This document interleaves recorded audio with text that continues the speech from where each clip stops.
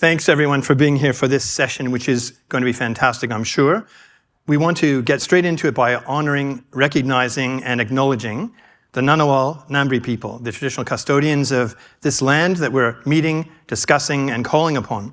And to paraphrase the words of Auntie Matilda House yesterday, since at least 1972 and way long before that, Canberra and, of course, as she mentioned, the Jabal Centre at ANU was and is a place of cultural strength and safety in and with the university sector and with the TAFE sector too. And from that time of the Tent Embassy, the national capital has been a site of First Nations' deep challenge and challenges to sovereignty, with flag, with embassy, with treaty. And all of those can be perhaps considered potent diplomatic moves for, as Alexis Wright has put it, to take power in good ways.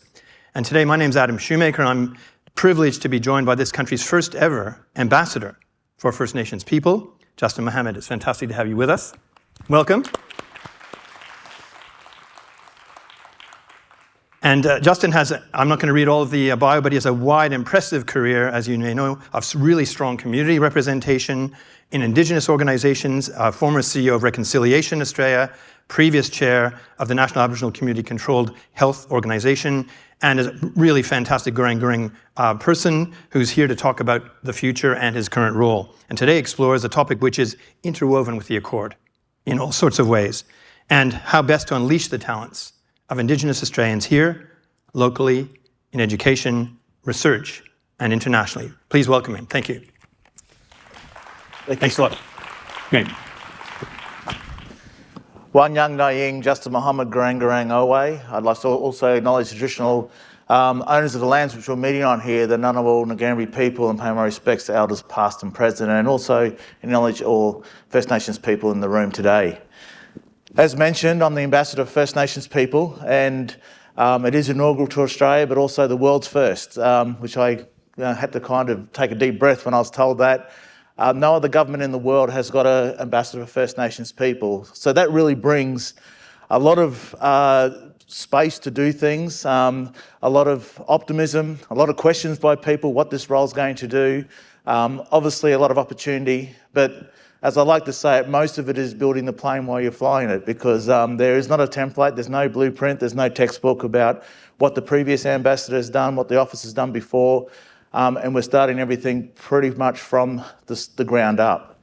But before I go into a little bit of what I've done over the last 10 months, when I was appointed in April 2023, it seems a lot longer than that, but as you all would be aware, when you're in busy jobs, time goes very fast, but also it feels like you've been there for a lot longer than the time that you have actually been there. And this role is no different to that. But I want to talk a little bit about where I've come from as far as my background, because I think that may put into context a lot more about what I'm going to present today, and also the questions which will be asked and how I kind of answer those questions, because that's my foundations, and that's all these parts of the role that I have is coming through from probably the day I was born to the age that I am now. So I'm a proud Gurang man from Bundaberg in Queensland, born and raised around that area, lived in Bundaberg for many years and done my schooling there. About the age of 19, I moved to Shepparton, which is the Yorta Yorta country, and I think most people would understand the Yorta Yorta people have contributed to the advancement of Aboriginal affairs for decades on decades, with people like Sir William Cooper, Sir Doug Nicholls, and many, many others.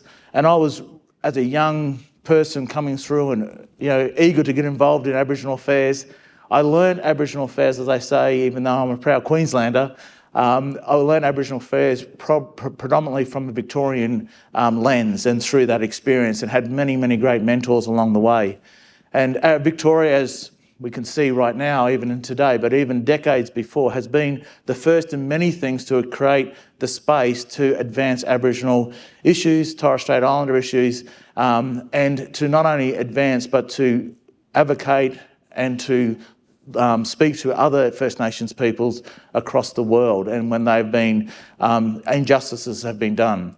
The Aboriginal Advancement League is one of those, the very first, where NAIDOC was created, and right now to 2024, we see Victoria, the state, is going through their treaty process. They've just coming to the end of their Truth and Justice report, which is the Truth and Justice process, and obviously they've got an assembly, which an elected body into Parliament. So that's a bit about my background. So when I came into this role came with my very first time I've worked for the federal government.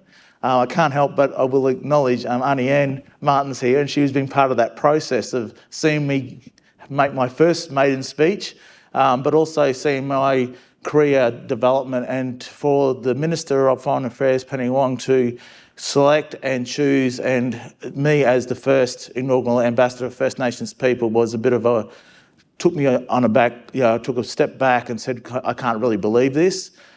Because most of my background has been more in community, on the community side, advocacy, and I learnt the trade or the importance and the value of how important it is that whoever you're representing, you need to be connected to who you represent, and Aboriginal community control was a big part of that. So the role when I came into it, pretty blank canvas. It has a very broad remit of climate, human rights, trade, justice, gender, health, and you might say, how does all one person or one office do that? But I would say that when you're talking about First Nations people, you cannot silo any individual part of that.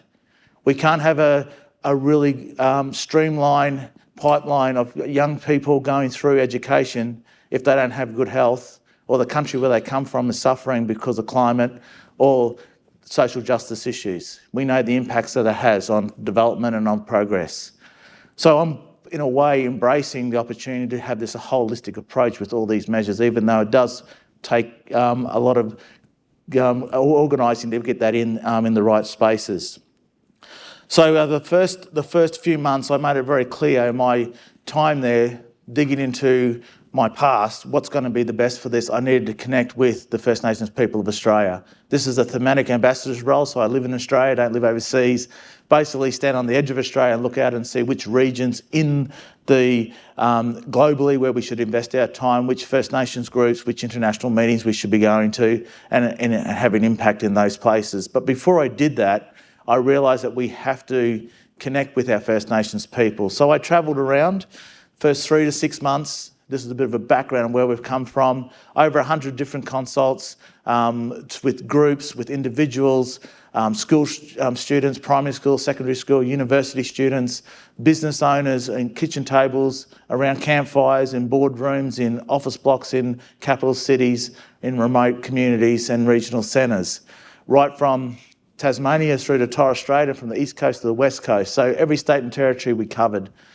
And during that, even though there was very diverse differences of what aspirations there were and challenges that these communities had, there were some overwhelming things which really resonated with me as the ambassador of First Nations people. Was one, that First Nations people of this country want to be involved and want to be part of the international dialogue and solutions to global issues. It's not just a domestic process which we sit with, and even though the Closing the Gap report kind of focuses domestically, when I went around and spoke to many people, they want to be involved. So that was really good for a role like mine, that I've got the backing, and they want to walk beside me and walk with me, and where we need and where they will do, lead on those conversations.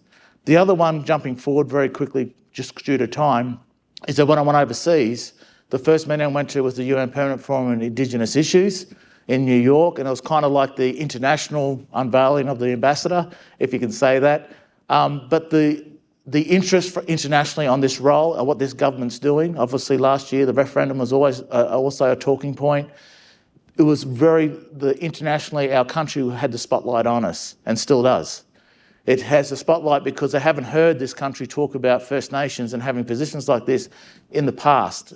Though we've had very strong advocates that have left these shores and gone overseas, but often not with the backing of government, and often coming back with the repercussions of what they've done over there and what they were advocating for. So this was the first, and that was received very well from many countries, not only just from the well-trodden paths to Canada and the US and New Zealand, but the Latin American countries, the Southeast Asia, obviously the Pacific. And it was not just all about trade and climate, but it's about how do we have these cultural connections with each other, because that is what is going to keep us, that we can have from this country of acknowledging the longest living culture in the world, and other countries acknowledging that and wanting that to happen. So with that said, green light for this role, a lot of expectations. And in my conversation today, I want to talk about where universities, where each one of you fit into this international dialogue, and what can universities do to progress the advancement. Last year was a pretty big year, not only just for me having this role, but for this nation. We had a referendum. In my personal opinion, unfortunately, it didn't get across the line. Does it mean we stop? No. Does the rest of the world hasn't turned the light off? They want to know what our next steps are. And I think universities have a very important part to play, because the universities are traditionally a place of being able to have constructive, evidence-based conversations and putting through new processes or posing new processes and be able to challenging the status quo for a better tomorrow. And having First Nations people a part of that is something which I think is unique to this country, because the world sees us and sees the value that First Nations people bring. I was up in Townsville just recently, and I visited the Australian Institute of Marine Sciences, and we went through a fantastic centre if everyone's been there. I wish I took up marine science after seeing what they were doing up there. It's a fantastic location as well. But they were saying without it, this is the first time they've actually brought in the traditional knowledges of the Great Barrier Reef, because most of their research is about preserving the Great Barrier Reef. The traditional knowledges with current science and evidence coming together has given them a platform that is unique and is world leading. And they said, we never had that before because we just had science from a Western approach, but the stories from the elders have backed this up. And now this science and traditional knowledges has given Australia a completely different level of influence around biodiversity, especially with coral reefs. So I know that universities back themselves on ratings. It's one of these things that we all do, but it's, you know, where we're rated. It kind of keeps us all on our toes and keeps us to aspire. And the Sustainable Development Goals, I want to quickly just touch on this before I finish. This is something which we all know that the UN has developed, these Sustainable Development Goals. It's more and more part of the university criteria of how we kind of meet with those, and that's part of how the ratings kind of work. Hopefully I'm correct with that. But unfortunately, these Sustainable Development Goals hasn't been received that well by First Nations leaders, because they haven't been acknowledged in this. They haven't caught on these ancient and diversity and the knowledges of First Nations people to be a part of the current SDGs. So I want to rattle off a few things which I think we could do as collectively together, but as universities. One is the acknowledgement of the oversight of that these haven't been, the inclusion of First Nations people and knowledges hasn't been part of the original SDGs. A little bit of a truth-telling exercise where you can acknowledge what hasn't happened so you can fix that and make sure you don't repeat the same in the future. Advocacy and inclusion. If we want to eliminate exclusion, we have to advocate for inclusion. And that's inclusion of First Nations people to be a part of all the mechanisms right through in developing. Maybe, and there's a proposal for an 18th SDG, I would say it needs to be the underpinning or the overarching. We just can't have one standalone. It's got to be interwoven amongst that. Sets up a fabric so if you pull one area, it moves the other, but also gives you that strength and comfort to ensure that our cultural knowledge is right through all of these very important goals that are there. We know that when we bring First Nations people together and communities, it's partnership allowing this space and time, because the strength and the unity and the ideas flow when we are able to have First Nation to First Nations conversations. Quickly, just to wrap this up, with the international United Nations, it needs to be influenced. Who are better to influence other countries than I think? Australia is well positioned. We've got some of the best universities in the world here. People travel here, they pay money to come to our universities. If we can use our status that we have, we can use our reputation to influence other countries, other universities, to start considering this as a serious matter to rectify, that will put pressure and be able to lead in a United Nations policy making changes. Finally, is reconsidering the framework, and I think this is what we're all here, is about how to reconsider and review our First Nations involvement into everything that we do. And the framework of these Sustainable Development Goals is just only one of those, but we've got a whole lot of goals and strategies that we have within our universities that I think it's never too late to revisit, and we should do it regularly as we evolve, and as First Nations people's knowledges are becoming more and more a part of our universities, a part of our social connectedness. It's something we should make sure that we have a pathway for the future generations to enjoy and to build upon what we build today. Thank you. Thank you. Thank you. So colleagues, we promised you some big ideas and some ones worthy of the Accord and beyond, and a really strong outward-facing as well as inward-facing. It's often been said that First Nations knowledge is the most rooted in the soil of Australia, rooted in the water of Australia and the air of Australia, and is both domestic and international at the same time. Mm-hmm. And I think you evoked that beautifully. Could I just ask you mentioned SDGs. Is it possible that instead of either or, like an 18th or the others with an interleaving thing, could you have both? Is that possible? I think you can. I think you need to have both and interwoven them together. I think the biggest, in my experience, the biggest failure is when you have a separate policy or a target just for Indigenous only, or First Nations, because that's usually left to a few people to do that. Yep. It needs to be interwoven right through, and we've seen that through a number of institutions. The nursing institution has got it through theirs. Recently in Victoria, where there's safe children's check with all sporting groups, and there's like about, 10,000 when I was a Commissioner of Children and Young People. We interwoven another target, a standard, but also then restructured those other standards to reflect and to marry up with that target around First Nations children and young people. So I think there's some really good evidence out there. The hospitals are doing it, and also being able to track if we are, making a difference. Fantastic. And look, by the way, questions are welcome. I've got the app here. Feel free. I think there's some coming through. We'll certainly try and do justice to those as well. I'll just pick it up.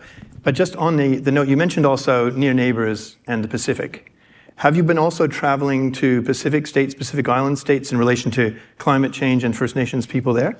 Yeah, we have. We've got 3. I had 2 visits last year, and I was due to be one on this week, but it's been pushed out, so that's what allowed me to be here. So, went to Vanuatu and PNG, and like climate and trade are always part of the conversation. But as an ambassador of First Nations people, I find that when I step into these meetings with governments, a conversation starts taking a different tone, and it starts talking about cultural connections, our ancient connections that we've had with each other, and rebuilding those, and stepping away from the Australian sort of, or the more recent and more contemporary way of maybe aid, security, but let's build in our cultural connections. And then once we get those strong and recognising those back again, these other areas of climate, security and trade can easily be spoken to after that. And a part of our agenda for this year, the Pacific region is a very important region for Australia because we're part of the Pacific, and we're going to be impacted by climate like no other region in the world, even though we've contributed least to it. And if you put your First Nations people in that, they're going to be impacted even more so than many of us who live in the cities. So with that, we're going to lead in the Pacific with culture first. Those cultural connections are something which they're yearning to reconnect with Australia, wherever I've gone, which is a new conversation. It's an old conversation, but a new conversation. Yeah. There's always been so much interchange, historically too. It's bringing it, to the present and past. Could I just ask you one more? And sorry, if I could, I'd just get the people to just load this, if I could, on the iPad, because I can see it on the screen, but it's a bit too small. And so my question on this one was simply this. If you are talking about portfolios of government in Canberra, and last night we had at least 2 ministers speaking, and certainly Jason Clare was speaking very openly, how do we involve, say, foreign affairs better and, home affairs better? Because you're dealing with those portfolios. We want to join them together in one enterprise for higher education and for the nation. Any thoughts about that? The appointment of this ambassador's role, and the Minister Wong made it very clear in one of her early speeches, it wasn't just about appointing an ambassador or having an office for First Nations. It was about, her first point was, if I think back correctly, just over 12 months ago now, was to have First Nations expertise and knowledges in all of our foreign policies, all of them. Not just our First Nations, things that have impact on First Nations people, across all of our policies. And then the next step from that was then how do we do that? Right. So the goal was set across all of our policies, and that's why this is a very broad mandate. This is not the silver bullet. I'm not the silver bullet to resolve everything on First Nations. Every department, every division that has responsibility in foreign affairs needs to have their First Nations components in that, and we're starting to see that build. And it's not just one voice, my voice, or a handful of others, but they'll have their expertise. And the great thing, what I want to say with universities, the contribution of universities, and I know there's a long way to go, but our First Nations people now, when I was probably coming through, I was probably more of a generalist, kind of been, you can talk about a number of different issues. But we're getting experts now, experts with qualifications, with research behind them, evidence-based, First Nations people who can talk directly about IP, directly about climate, directly about trade negotiations, health, gender issues, security, and that's what this role is, to hope to open the door up to bring those expert voices into many of those divisions and departments. It's fantastic. And, that whole digital sovereignty area too is, thank you so much, very relevant as well. And I note the Productivity Commission's recently recommended in that area. Yes. You're probably aware of that, Yes. That report. And how do you see that reflecting what we might do in higher education? I think, I'm probably going to answer this a little bit left field. Yeah, that's okay. I think the challenge is for universities that there's so many different, especially the next generations, or a lot of it coming through the universities. I was the first person in my family. My wife is the first person in her family that did university or went to university. We got 5 children. They've all gone through university. Yep. 100%. Some are still in there, but they're all in the university. Wow. So that's a change. And so the generations that are coming through that graduate from your universities, they graduate with what they've studied, which is great. But I would kind of put the challenge is that what other things do they take in their bag when they leave the university? What's their moral compass? What's their ethical values? What's their view around social justice? When they see something, will they be able to be in a position they feel empowered to be able to speak about that, or be informed and have the knowledge to speak about it, other than just roll with whatever's in the front pages of the paper or what the general, conversations happening around the nation? And I think that's part of, I think universities can play a very particular role, because each one of you probably have gone through to university, hopefully, surely. Maybe I'm guessing that. But you're all connected to a university. In 20, 30 years' time, your students are going to be in your seats. So I'm in my seat. And I'm hoping that the person who takes my role in 20, 30 years' time will be at a far different level of what they can do, and dealing with far different issues at a higher level than I'm at the moment. So that's a challenge for all of you, is about the things that aren't taught in the books or in the lectures theatres, but what happens around that, and what the university stands for in their life and their social application when they leave the university. Well, Justin, you've nailed one of the top questions, which is around leadership and visible leadership. And a number of people asked a question about, a lot of universities have sort of visible Indigenous posts and leaders, some more than others. I'm just paraphrasing, but what would you say to people who are recruiting and decision makers to boost that Indigenous leadership across the sector? Any thoughts about, because the talent is there to be unleashed, how to do it? Again, I'll go left field a bit.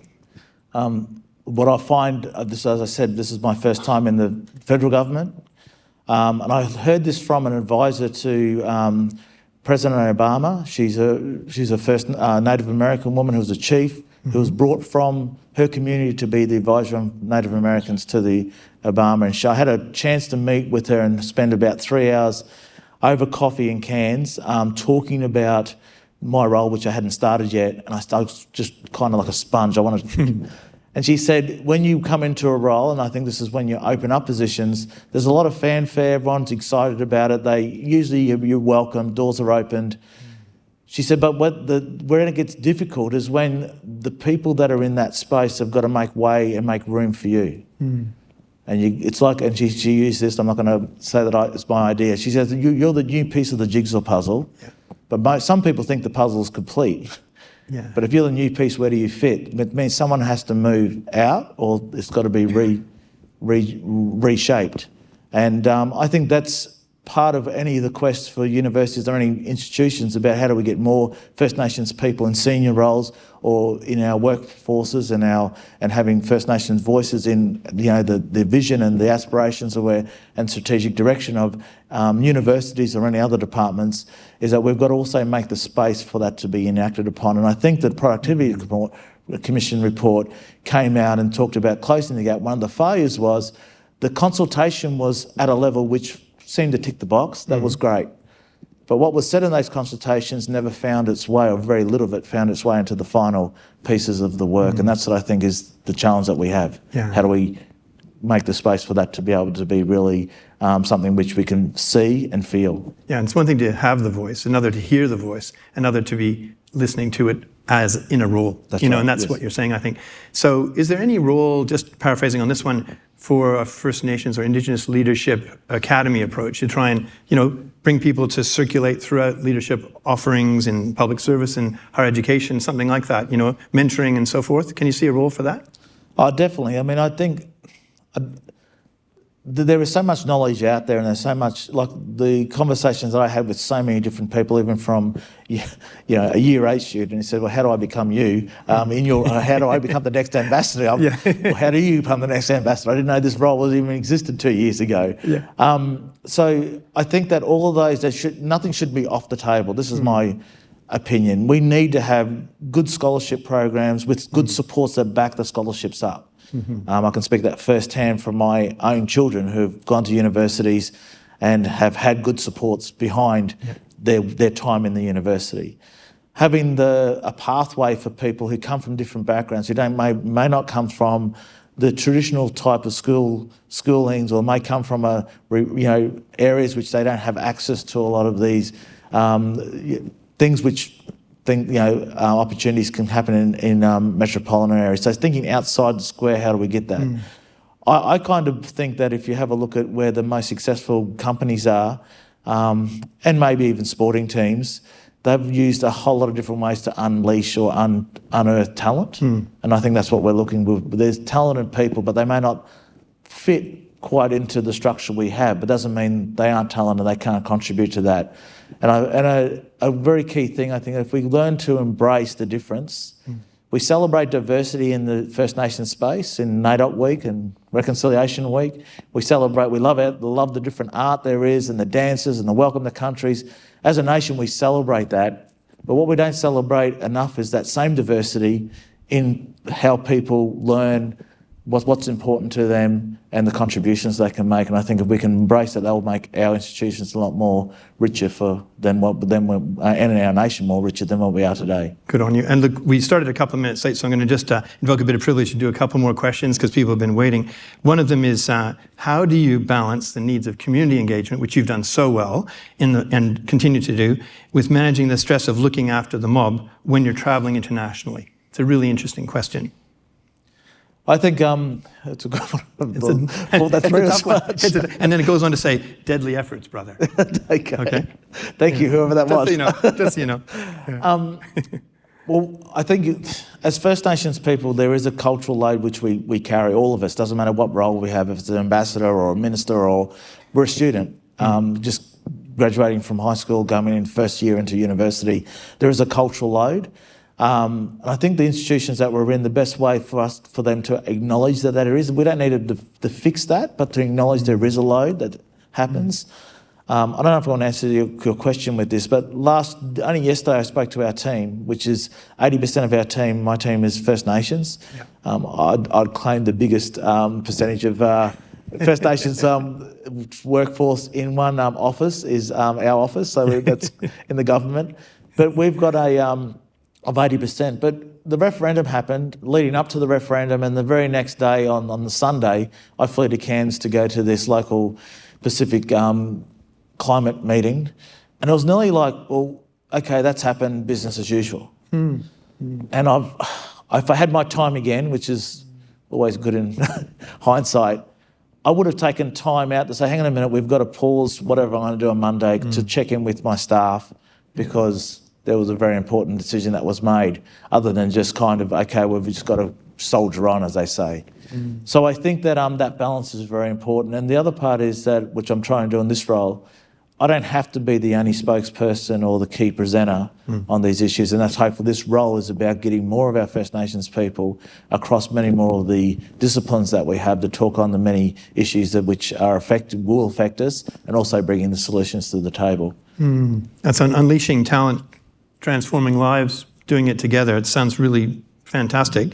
And just could you envisage a ranking of universities according to their commitment and practice in relation to Indigenous empowerment and support for self-determination? That's one of the questions which has come in since you were talking about rankings. Yeah, I think everyone would probably agree. I used to work at a university for a number of years. Yeah. The rankings, it depends which rankings you look at, you kind of get different results. Yeah. I think that if they're the best rankings that you can have is from the people who use your universities or who are at your universities. I'm only going to be judged how successful this role is. I might be judged from the government of the day how successful this role is, but the true judgment of the success of this role will be the people and the areas of the First Nations people that I'm representing and their views, and if they think there has been a difference. So I'd kind of say if there is a ranking, it could be dangerous to try to have an overall ranking. Maybe we can get to that. But I've been to a number of your universities. You're also diverse in what you're doing and what if what a university does in one region and the environment that's set up in compared to another region and an environment could be completely different, but just as important as each other. So how do you gauge that? I've seen some wonderful things, but I would think that the students, your staff, First Nation staff, students, and your alumni, First Nation alumni, would be a very good indicator of how you're going as a university. I think it's a great move and a great suggestion that bringing in the whole family for every university and not just the current student base. That's super critical and super important. Just a final thought then, going forward this year, when's your next international trip? Where will it be? And what are you hoping to do? Okay, the next international trip is going to be in March the 15th. Yeah. It's going to the US. We're going to Kansas, of all places. We're taking over 45 Indigenous businesses, First Nations businesses. It's be the biggest delegation of a trade mission from First Nation businesses in the Kansas, and through that central belt, which I've heard the heart of the US that you've got to go to. But not only just looking at the businesses to business operation, but First Nation business to First Nation business opportunities that are there. And this is the diversity of this role. And then after I'll leave that delegation, I can go to Chicago. There's an MOU between the state of Chicago and Australia on transport and security. So I'll be speaking to them about that and going to Detroit, etc. And then over to DC to talk about Indigenous knowledges in the intellectual property of with the World Intellectual Property Conference coming up in May. No small thing, Justin. I tell you what, many talents indeed. Colleagues, we could go on, and we will, but just not today. But this is a really good insight into, a day in the life of, but also the agenda. And I just want to say it's been an absolute, just a delight to hear you, and also to be inspired by it. And we go with you as you journey too. Can we thank Justin Mohamed? Thank you very much. It's just great. Well done. Really great.